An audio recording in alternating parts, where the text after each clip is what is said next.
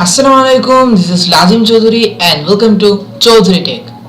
তো আপনার পিসির কনফিগারেশন যেরকমই হোক না কেন, আপনি প্রচুর কাজের মাঝখানে আপনি হয়তো খেয়াল করেছেন যে আপনার পিসির কিন্তু কনফিগারেশনের তুলনায় কিন্তু অনেকটাই স্লো হয়ে গেছে।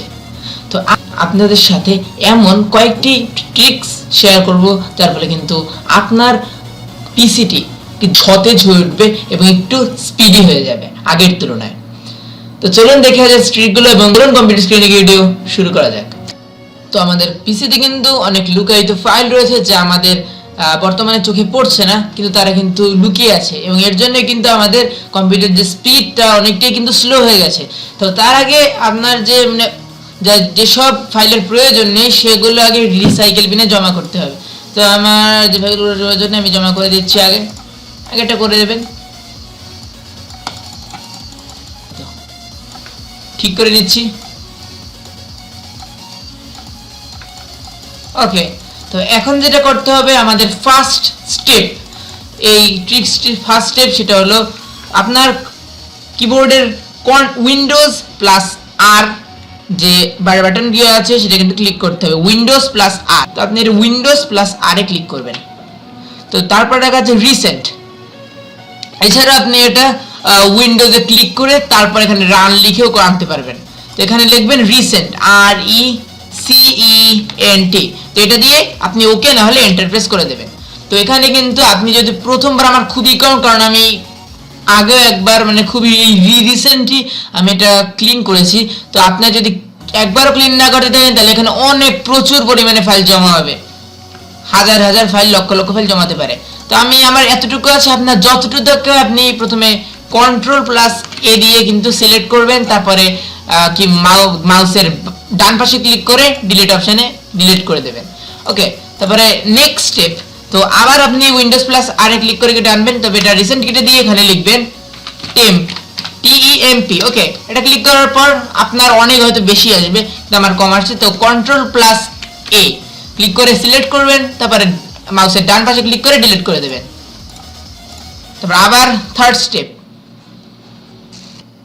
তো থার্ড স্টেপে এখানে আপনার লিখতে হবে যে %temp%। ওকে, %temp% দিয়ে এন্টার ক্লিক করে দেবেন। তারপরে অনেক আগের মতোই ফাইল জমা হতে থাকবে। কন্ট্রোল প্লাস এ ক্লিক করে সিলেক্ট করবেন, তারপরে মাউসের ডান পাশে ক্লিক করে এগুলো কিন্তু ডিলিট করে দেবেন।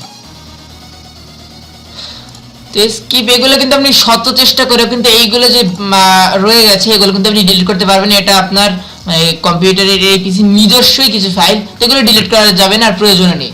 তো তারপর কেটে দেবেন। তারপর আবার ওপেন করবেন রানটা। তো ফার্স্ট স্টেপে এখানে লিখবেন প্রিফেচ,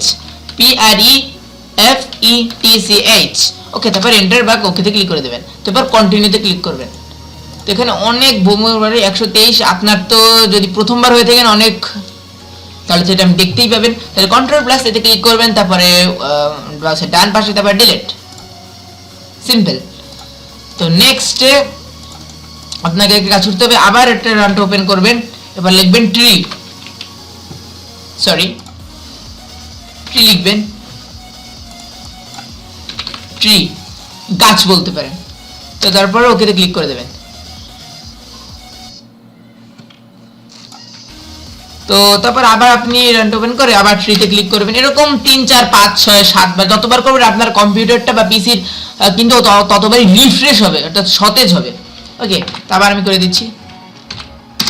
এন্ড নেক্সট ফাইনালি আপনাকে যেটা করতে হবে, দেখতে পাচ্ছেন সি ড্রাইভে, তো আমার রিসাইকেল বিনটা ওপেন করবেন। দেখবেন অনেকগুলো কিন্তু ফাইল জমা আছে, এতক্ষণ যে আমরা ডিলিট করেছি সব কিন্তু এখানে এসে জমা আছে।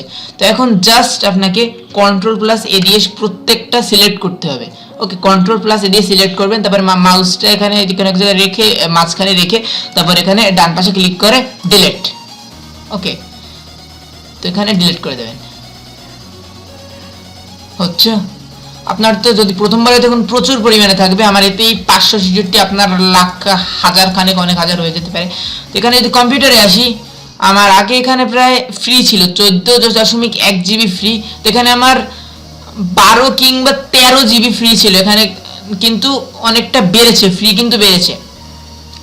তো আপনার এরকম ভাবে করবেন, মানে 3-4 দিন বা 5-6 দিন পর পর যদি করেন, আপনি কিন্তু 2-3 মিনিটেই আপনার কম্পিউটারটা নতুন রূপে সতেজ হয়ে উঠবে।